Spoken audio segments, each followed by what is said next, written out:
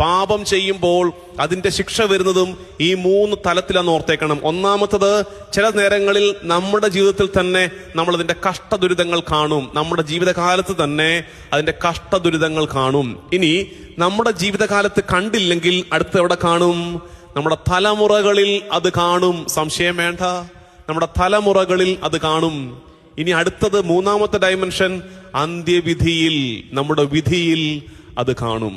അതുകൊണ്ട് നന്മയായാലും തിന്മയായാലും ഒന്നും ഇവിടം കൊണ്ടും ഈ നേരം കൊണ്ടും അവസാനിക്കുന്നില്ല എന്നോർത്തേക്കണേ. അതായത് നമ്മുടെ ചില കുടുംബങ്ങൾ ഇപ്പോ അങ്ങനെ വലിയ വലിയ ഭക്തരൊന്നുമല്ല, പക്ഷെ എല്ലാം നന്നായിട്ട് പോകുന്നുണ്ട്. എല്ലാം ആ വീട്ടിൽ നന്നായിട്ടാ പോകുന്നത്. എന്താ കാര്യം അറിയാവോ?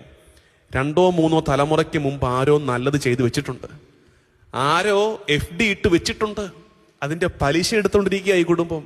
നല്ലത് ചെയ്യുമ്പോൾ അതിന്റെ അനുഗ്രഹങ്ങൾ പാപം ചെയ്യുമ്പോൾ അതിന്റെ ശിക്ഷ വരുന്നതും ഈ